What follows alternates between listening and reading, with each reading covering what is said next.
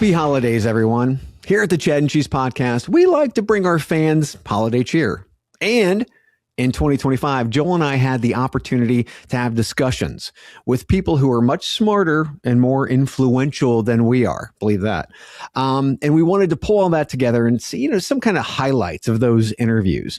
So we've constructed an episode that could be considered a holiday snack platter of sorts. Some of the best snackable content all in one episode. That's right. All in one episode. Some of the best snackable content.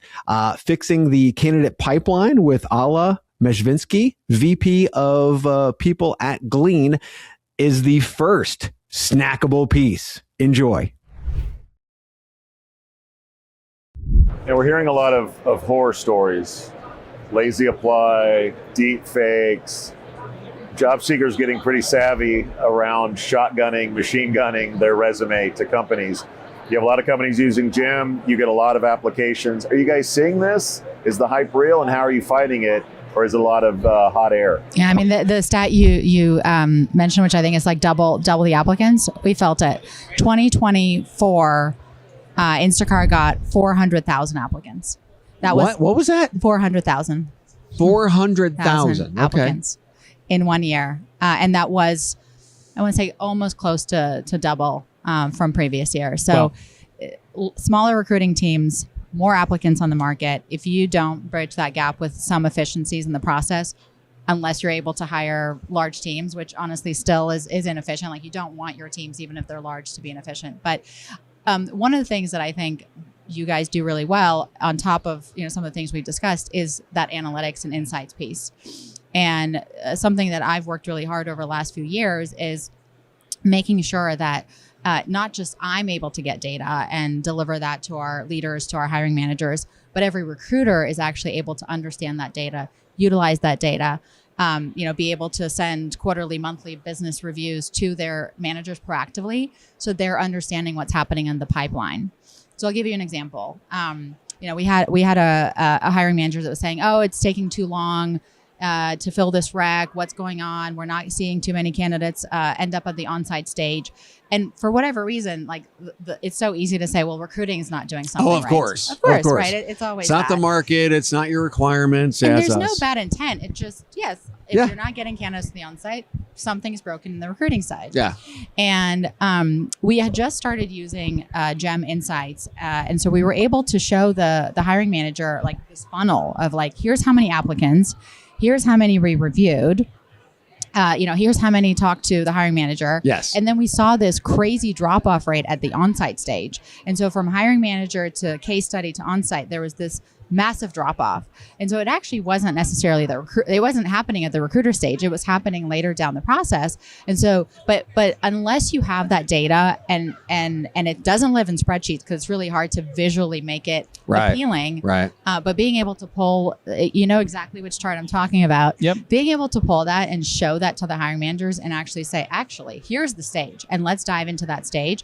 And what we realized is, it's true that it was taking too long. The case study was too hard. It was not consolidated with the on-site. And so people were like, "You're going to make me go through this hoop and then do an on-site?" No. And so we ended up consolidating and piloting a few different processes. And then all of a sudden it was like an unlock, and we were able to get candidates to the on-site stage, get candidates into, the offer stage. So it's things like that. And, to your point, there's so many different parts of Gem, but that insights piece, I think, is making recruiters not only more efficient, but just like be able to work smarter and lead with data and influence their hiring managers based on that. At Shaker Recruitment Marketing, our comprehensive services include branding, talent attraction, MarTech, and analytics, empowering you to achieve your recruitment marketing goals. We believe in doing things the right way, delivering the right message through the right activation, achieving the right conversion.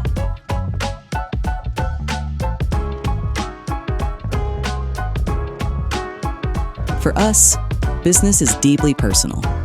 Our legacy is built on relationships.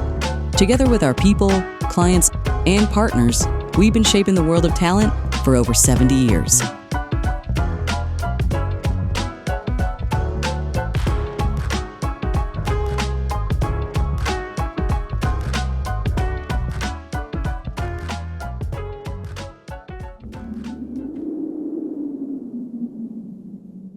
And in light of that, we talked to a lot of bigger companies that are pretty, in some cases, greatly reducing their reliance on, say, job boards. Yes. How has this new reality impacted where you guys spend your money or maybe take money away? So for us, like we've put a lot.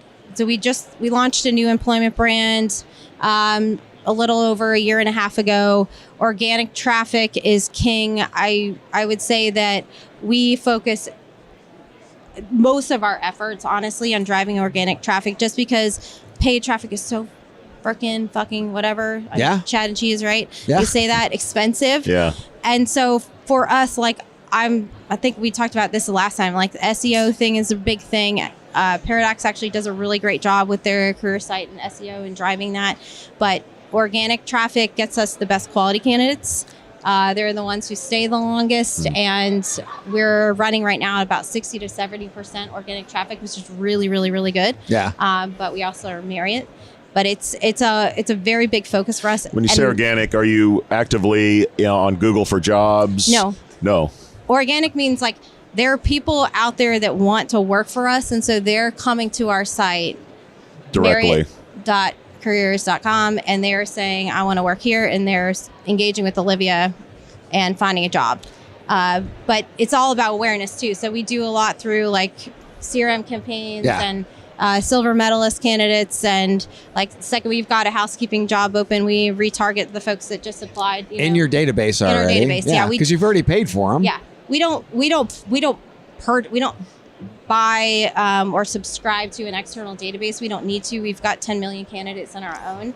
And so we're just... Amen, sister. Something interesting this morning. I don't know if this is standardized or not, but when I did a search on Google for Marriott jobs, expecting Google for jobs, and it was direct jobs to Marriott, just their jobs. So there were no job boards presented in that search. I don't know if that's something Google's doing more and more of, but they just go directly to you from Google. Right. Yeah, and by the way, it actually took a lot for that experience to happen because originally it was Indeed that was top, and and then we were second, and so we put a lot into making sure Indeed was not top. How did you do that?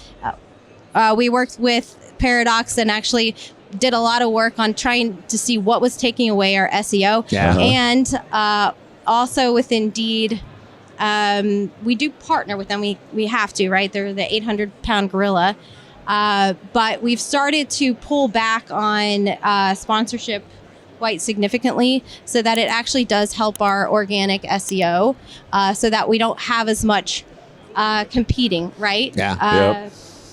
SEO when it comes to job search. So we're like pulling back on the paid so that Indeed doesn't have as much leverage to come on top of us. What an interesting strategy. Reduce job board spend to help your own Google traffic. Build your own brand. That's fascinating. Okay. Well, not to mention, I mean, how many candidates do you have in the database? 10 million.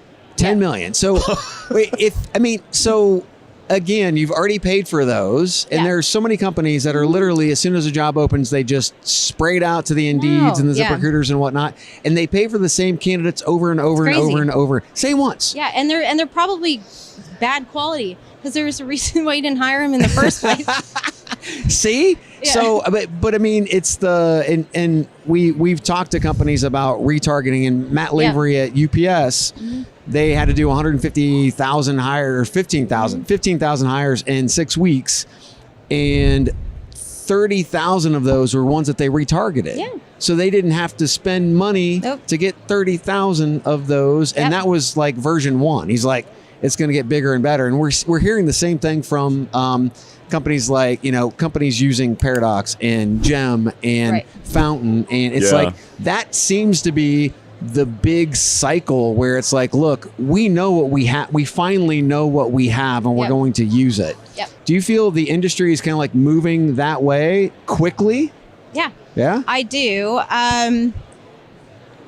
I shouldn't say this because we are an Appcast customer, but I mean, I would be worried. Like if I'm an Appcast of the world, even the Indeeds of the world. I would be worried because companies like us have figured out, and particularly now with the market being the way that it is, we're just like scraping it like, give me more candidates, baby, because I'm going to need them one day, but I don't want to pay for them. but like it's totally like diminishing their relevance in a lot of ways. Well, okay, so quick question. We've been hearing a lot from like Chris Foreman, former CEO of Appcast, and Indeed, talking about you're not going to be able to utilize some of these services unless you start giving them disposition data. Yeah. Which to me is total bullshit because it's none of your damn business who I hired. That's not your job. That's my job. Because they're trying to get into the quality game. Like, so they want our disposition data so that they can put it into their database and be able to put like a quality marker on people. Yeah, but if they had good tech in the first place and they knew what the requirements are, they can match those up against the candidates that they have in their database. It feels like they're trying to over-engineer a solution so that they can get to your data. And they're saying, hey, guess what? This is how we fix the problem. It's like, no, it's not. Yeah. The problem is up funnel. It's not down funnel. No. So I would assume that you're hearing a lot of that. Hey, we want the disposition data because it's going to be better for you. Right. Well, it's not even disposition data. It's data up and down the funnel. Oh yeah. Like they want to see everything, and we're like, no, like you cannot have, like, why would we give that to you? Sure. There's no benefit to us. It doesn't make any sense. Other than they say it's better quality, and I'm like, no, that's better quality is better matching. Go do your job. Yeah. right. So percentage-wise, how much less are you spending on sort of traditional job boards? We've gone down about 30% this year, and I honestly I want to be at 50% by next year easily. Yeah. I want to dig into this comment about fear of buying AI because it replaces us more so than we could get into trouble. And we've seen a lot of recruiters get laid off in the last few years. There's real fear about the future of my profession and what's going to happen to it. Should we talk more about that than the bias issue? Because to me, that seems like that's personal versus that's something that can happen to the company. Just your perspective on the importance of getting replaced by AI and not buying it because of that reason, but putting the excuse on bias. I think it really comes down to we should have those conversations, and I don't think it needs to be an either or proposition. We can talk about the bias implications, but we can also talk about the fact that if you are not keeping up with the technology, the application of the technology, how it can add efficiency to the work that you are doing, the very way that Paradox does the work that they do, I just think that it's a fool's errand for us to ignore it, put our nose in the sand, and think that our fear is enough to protect us. You understand? If you're trying to wear that fear like it's a cape that's going to protect you, it's not going to work that way. I think the antithesis of that. We've read enough, we see enough. It is moving so incredibly fast. And so what I would hope is that when a person reads the research that Aptitude and TE have put together, that they walk away suggesting to themselves or reconfirming, how do I upskill my knowledge and awareness and ability to use and implement AI solutions in the work that I do? Because there is always that piece where humans have to be involved. I was a recruiter first. I was a practitioner, and I used to always say, humans do the best job of hiring humans. I believe it. It's a sword I'm willing to die on. And so no matter what technology hits the marketplace, I know that there is a special thing that happens when a candidate or when a decision maker or when someone is engaged with me. There's a certain energy that exchanges. There's a certain emotion that exchanges. AI is not going to replace that. So I'm never afraid that AI is going to do away with who I am. But I do believe that we just need to have more conversations that help people understand, don't be afraid, or let's shift that fear in a way that allows you to be even more productive in the work that you do. What is that a big step for Domino's and the franchisees to think that, okay, we want real people having real messaging. If a chatbot takes over, it might not feel as real. it's a really hard question to answer because I think that it depends on how well the chatbot works and what you use it for. I don't think that like automating a notification that we're waiting on your background check invitation to be completed is something that a candidate feels is an important moment of human touch. Yeah. You don't want the chatbot to be a jerk about it. Like you don't want it to be like sort of totally cold. It has to sort of fit into like your sort of employment branding persona. Right. But that's not something that you need human touch for. Right. You know, where I think I see the line being drawn is there is a moment of human interaction during the interview that's really important, because part of what I think we and our franchisees are selecting for is somebody who's going to like represent the brand well, right? Like somebody who presents well, presents as Domino's. And you know, that takes many forms, but like it's very hard to discern that from automated screening. It's very hard to discern that from somebody typing in like, what's your perspective on customer service, and having an AI sort of churn on that. Yeah. Like those are vibes you get from interacting with a human being, whether it's through a video interview or an in-person interview. Right. So I think, you know, it's about the moments where you choose to use it, right? It's some asynchronous makes sense. Some synchronous makes sense.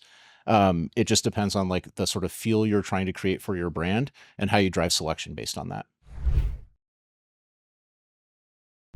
You are on the front line of the automation conversation. Yeah. And on a regular basis, you know, Flippy's doing burgers. I have a kiosk in my, you know, area, McDonald's, and at some point AI's taking my order. We won't need people. Yes. I want to hear from your perspective. Are we going there, or is it the distant future? Is it coming tomorrow? Talk about automation in your business. Sure. How many Flippies have you bought? Yeah, it's very interesting, and the Flippy thing's very funny because, you know, I mentioned I've been doing this 30 years and everything was by hand. Now we've simplified so much that is very interesting to see. So I'm sort of in the middle.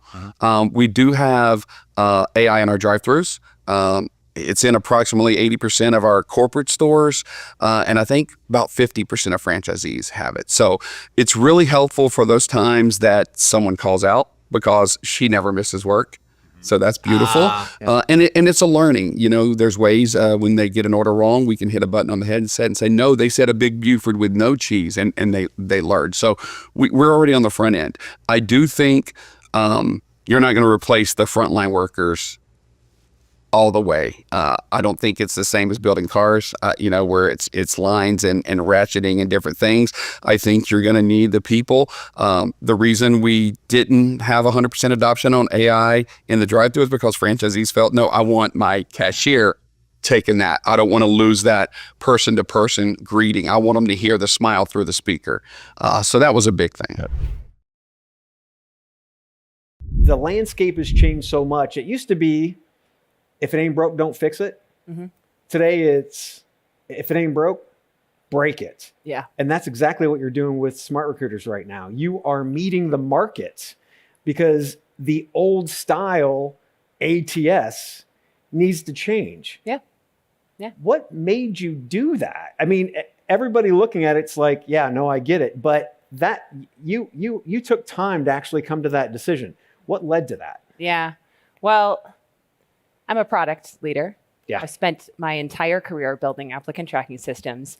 And I woke up one morning, and maybe it was when I became a CEO, maybe it was when I became a CPO, and I had to hire, and I hated using my own product. I'm just gonna, like, I think it's a good product. I think that it checks all the boxes. It's highly configurable. It has a good candidate experience, much better than what I've seen from others. But as a product leader, I'm out to deliver a very specific outcome, and that's to make hiring easier. And I think over the last decade or so, it's gotten a lot harder. We just added more on top of more. Why? I think maybe because customers figured that if they added a button here, or if they allowed you to filter a list this way, then suddenly that problem would be solved. It created feature bloat. For sure. And it created a lot of transition in the market. People, if they didn't get the features they wanted from someone, they just went and bought someone else because they figured that they had that feature, only to find out that they were missing 5, 6, 7 of the other features that they used. That they were using in the other one. So people are moving around. They're spending an unbelievable amount of money, expecting someone to be the silver bullet. And then we have AI. And this becomes a much bigger conversation, especially in B2C technology. Yeah. And in the B2B world, there's a little bit of fear, regulation. What is this going to do? Is it going to come after my job? And the reality is that that could be the silver bullet to actually solving the problem that we're here to solve, which is to make hiring easy. But if you're going to go and implement that, you kind of have to go all the way. You can't just, I think we call it like sprinkling fairy dust on a product and hoping that, you put this little like job description generator and that's going to be sufficient. Mm-hmm. I mean, recruiting is 80% administrative. Like it shouldn't be. When everyone started hiring, I was saying this to my team the other day. I walked into a store. I said, I'm interested in working with you. They interviewed me. They asked me some questions and I started the next day. There were really only a couple decision points in that workflow. Yeah. Now to hire that for that same job, maybe a pizza delivery driver or a retail store clerk, it takes 10 to 20 hours a week to build a store over the course of 2 months. That's insane. I mean, it shouldn't be that long. And so I think I'm out to solve that problem. I believe in making hiring easy. And I think it's going to take a bold move to get the market to go that direction. We're hearing more and more about bias in AI and the new tools. How do you guys think about that? I'm guessing you live in a fairly homogenous area. We do. But how do you cast a wider net as you're looking for people in more areas and make sure you don't get in trouble with the EEOC? Yeah, great question, right? In one of the, his last one. It is. Okay. It's in the same ballpark. It's in the same ballpark. The diplomatic. Exactly. So we leverage, from a casting perspective, a capability through direct employers. One of the kind of premier players out there in getting jobs out to the right places from a diversity net perspective. Again, benefit there is you're going to drive all that talent back into your career site. I think what's also really important that we pay close attention to is as we're looking at different AI tools is we're looking at the science behind the tool, right? We have a legal department, an IT department that goes pretty deep on our on the AI capabilities we're putting in to ensure that that bias is not part of the process, and more importantly, that the tools aren't making selections for us, right? At the moment, it's how do we get the right information in front of people? How do we help them apply? How do we make sure that language that is getting in front of the candidate, is inclusive, such that people seek to want to be a part of it. Google around this time says we're out of China because we're not willing to give up our data and everything about, like, they don't let Amazon in, Facebook doesn't get in. Did that not play into Apple's calculus on should we be in China? They did just the money and the share, like it was just too much capitalism, baby. Yeah, I mean, was there any like come to Jesus moment at Apple where they said, "Hey, everyone in the Valley is out on China. Maybe we should be too." So no, I think is a short answer. Okay. But their experience is really different. And let's just give a sympathetic view to Apple here. All the companies you mentioned are in some way content or services companies. Mm-hmm. And Apple hasn't necessarily had great success in content or services in China, but they are a hardware company. And so it's almost unfair to compare Apple, a hardware company, with true companies that are in their size and geography, because it's all Silicon Valley. But if you compare them to hardware companies, electronics companies, whatever, Apple is not unique, right? Everybody in electronics is moving to China. And if anything, Apple is late to the game, right? The likes of Dell, HP, Compaq, everyone's already working with Taiwan and China by the time Apple goes there. So they're not unique in that sense. What they're unique in is their business model, which is more hardware focused than any of the companies you mentioned or any of the Magnificent Seven.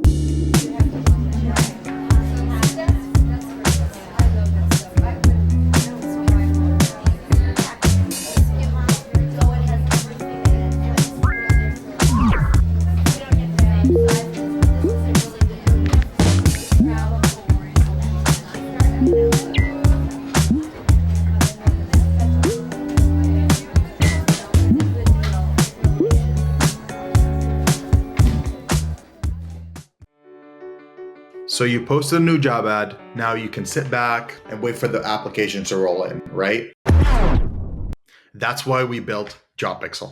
Imagine showing candidates why your company is great with real people, real stories, and real culture. With JobPixel, it's not just another job ad. It's an invitation to something much bigger. Video gives you a 3 times better response rate. So instead of chasing after candidates, they'll be coming to you. And with a 34% boost in conversions, candidates aren't just looking, they're applying. And if you're worried about people clicking away, don't be. Our videos reduce bounce rates by 25%. That means they're watching, they're engaged, and they're interested. 282% more engagement. Yeah, you're gonna need a bigger inbox. Finding the right candidate is tough, but with JobPixel, it doesn't have to be. Show your company's authentic story, and the candidates will follow. Let's make recruiting fun again, because honestly, it could use some help. Do you want to see how JobPixel can save you time and money while achieving your KPIs? Schedule a demo today.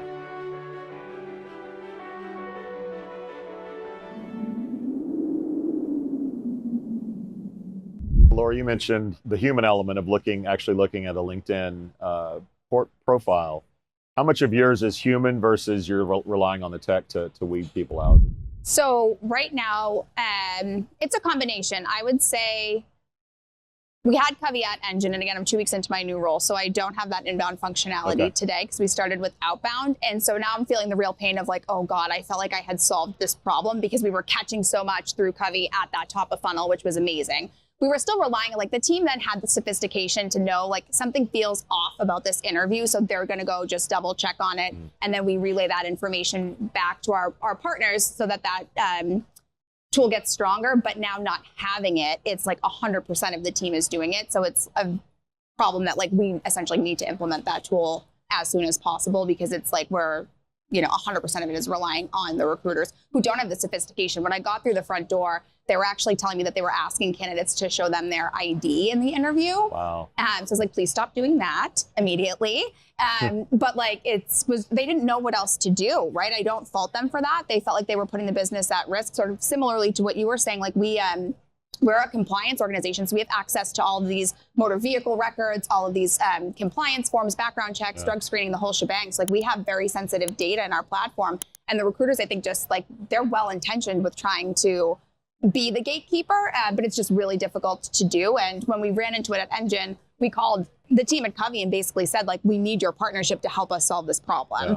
And we were really effective in that. And so that's where you can easily go to an organization and see the value of, like, I know this works, I've seen it work. And you can really feel being back at sort of square one, the pain is super real. And I'm sure people here have their own examples of teams are just scrambling to try to figure out, like, what do you do to counter it, Yeah. Jay, how much human element goes into the process for you? Yeah. So I think we started to operate with a leaner inbound team. So I had fewer folks doing that. So for me, like, one of the big questions that came up from the team is like, well, what if we miss somebody? Like, what if the technology weeds somebody out? And I think the answer to me is quite simple. It's like, I'd rather miss somebody because if you have a good sourcing team, your team will just go find that person anyways, right? So like, of course, like somebody's coming knocking on your door wanting a job, like you want to capitalize on that. But with the risk so great, like you're okay with technology having a miss and you might lose a candidate because if you have a good sourcing team, again, like your sourcing team will just find that candidate regardless. It might be a month later, but we'll still go find the good talent that exists. And when you're finding the talent, it's less likely you're going to run into that fraudulent bids. But at the application levels, you're definitely more likely to run into those. So to me, it's just a safer risk to let technology pass up on somebody for whatever signals they got. And the nice thing about a platform like Covey is like it tells you why somebody was rejected. So one of the things that I did have my team do is do a lot of A/B testing, go look at candidates that were rejected, spot check every 5-10 candidates, and really validate, like, would that be somebody you would reject? And so with a lot of that A/B testing, we got more and more confidence that, like, look, even at this point, if there's a few percentage of the applicants that we do miss because technology got it wrong, like, that's a margin of error we're okay living with. Mm-hmm.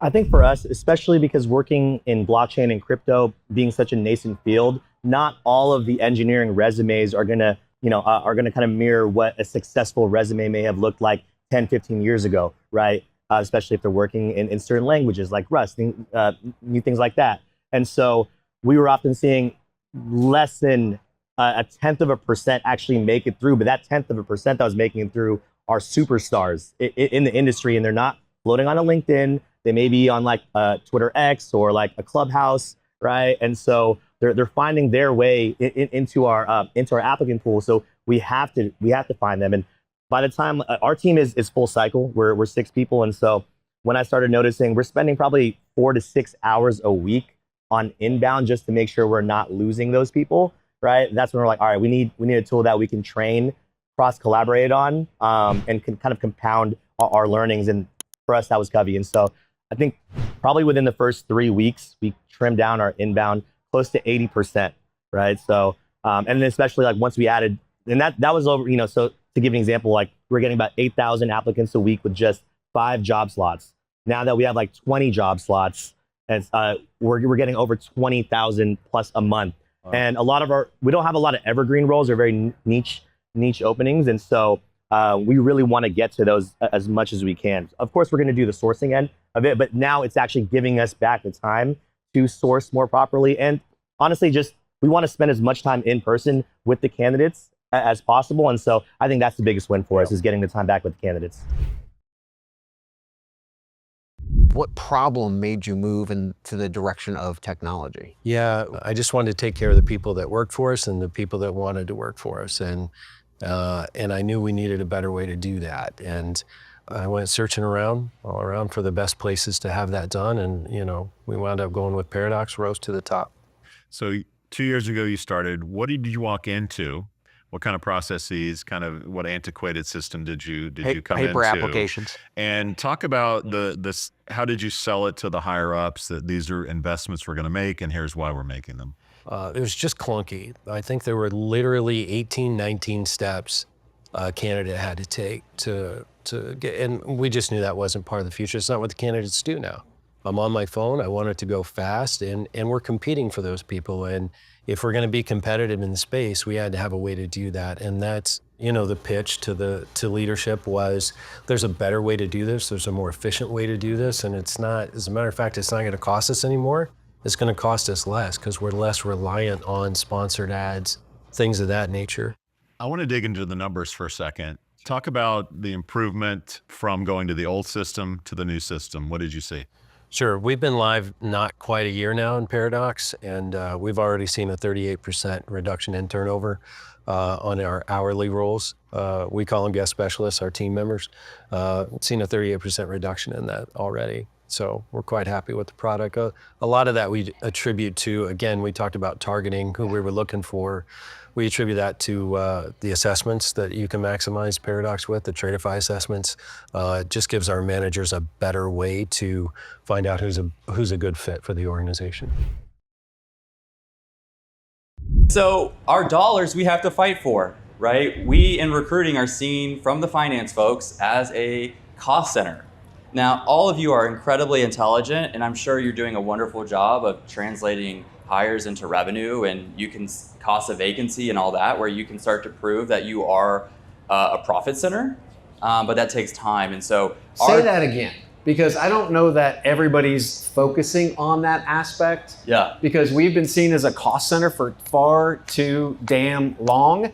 Company doesn't run without us. We are the profit center. Yeah. If you don't have somebody there to create the product, to sell the product, to service the product, to be able to drive revenue, to be able to retain revenue, to be able to open wallet share, how in the hell are you going to have a business? I'm sorry. Yeah. I'm sorry. I had to have my rant. My bad. Yeah. So that's been my bread and butter, right? So you talked about my career. I've been able to translate like recruiting math. Like we're all really good at conversion, and we're good at like recruiting math and insert metrics here. There's like 10, 20, 30 of them now, right? But how do you translate that to talk to a CEO and a finance, a CFO, right? Amen. So in my roles, there was a period of time in my career I didn't even have a boss for about 6 months, which was cool. But I've reported to the CEO, the CFO, the chief marketing officer. I've had every boss under the sun, and it's been a great experience. Looking back, now during the time, I was like, cool, like, all right, you only care about numbers, the marketing guys, all metrics, right? But it was a great experience. So challenge your companies, y'all. When they're like, hey, this role is so important, and you're like, I don't want to spend more money on advertising. Well, I'll let you in on an industry fact. for a board certified behavior analyst that works in an autism therapy clinic, okay, they can bill about $1 million to $1.2 million a year in insurance revenue.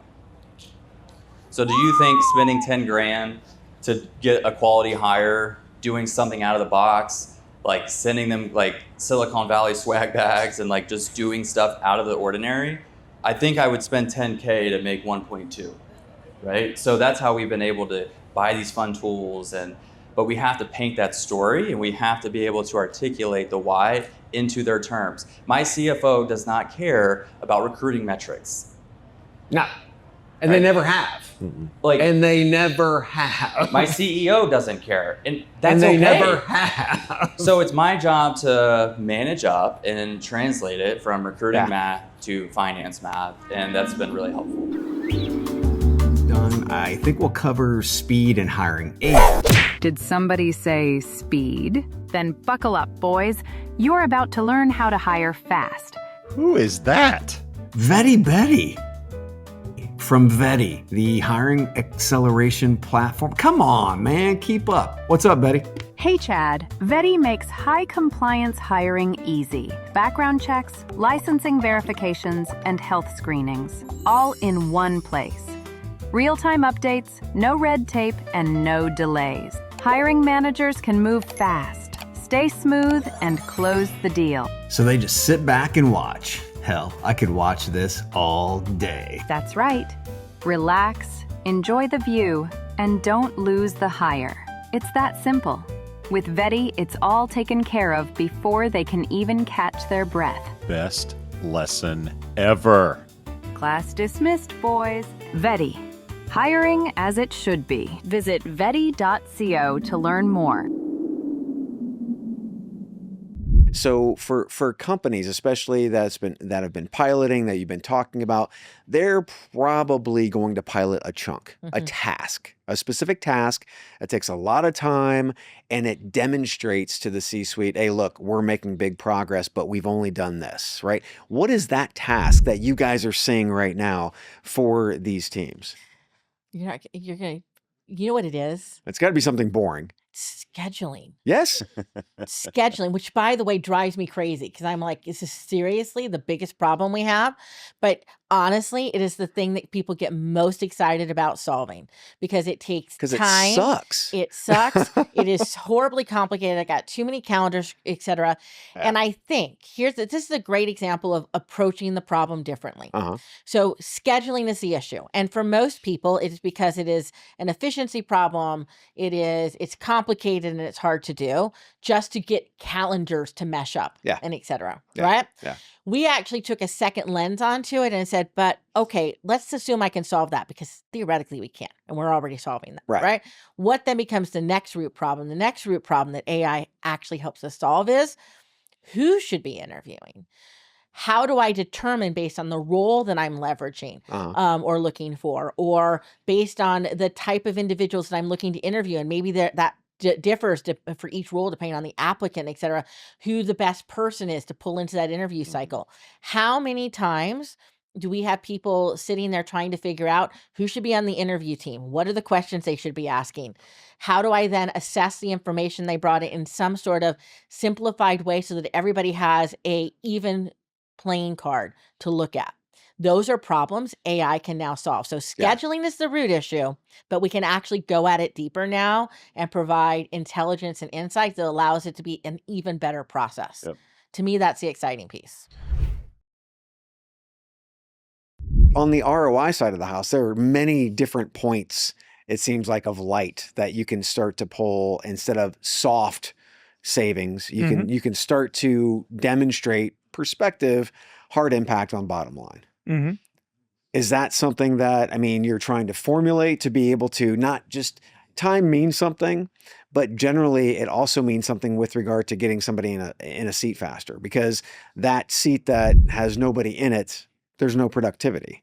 Right. So what about that aspect of it as well? That one is like always been like, if you're sort of like making a case to a CFO or, your finance controller about investing in software, that one's always a sticky one because I can multiply hours and take assumptions. And no matter what assumptions you pick, I can save the company $1 billion with onboarding faster. Like it just multiplies in a way that like makes it look like it's a slam dunk. I should be able to buy any software I want based on that.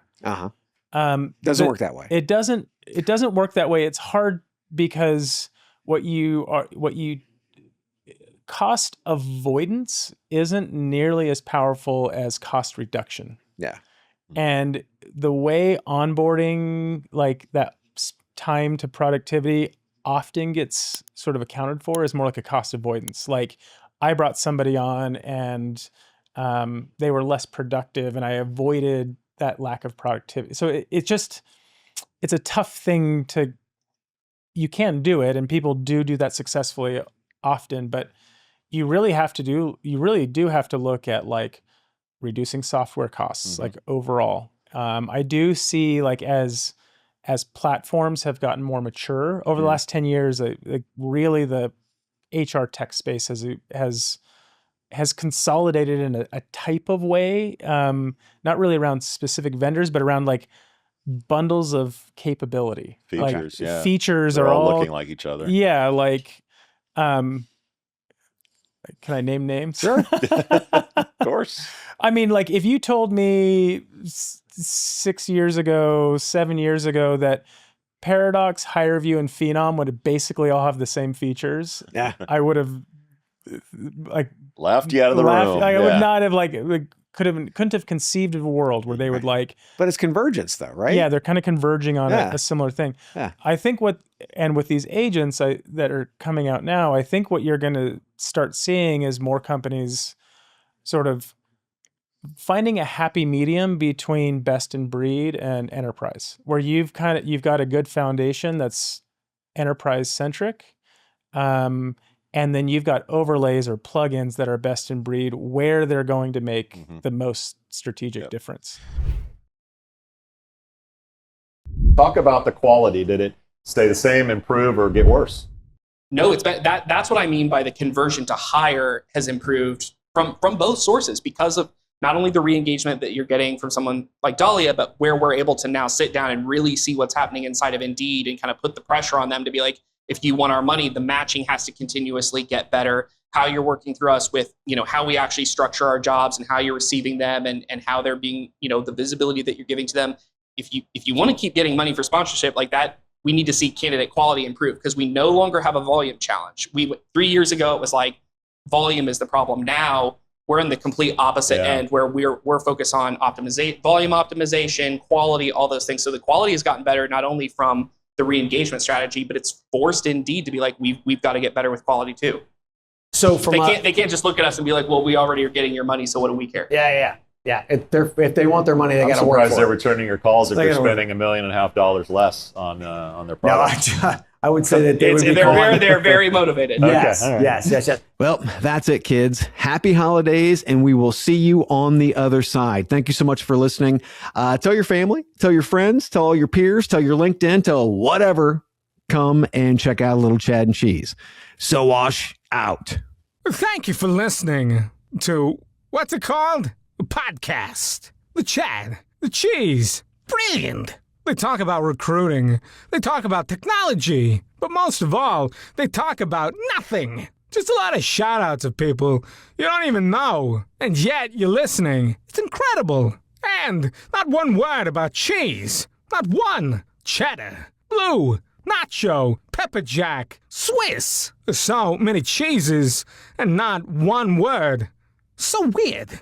Anywho, be sure to subscribe today on iTunes, Spotify, Google Play, or wherever you listen to your podcasts. That way you won't miss an episode. And while you're at it, visit www.chatcheese.com. Just don't expect to find any recipes for grilled cheese.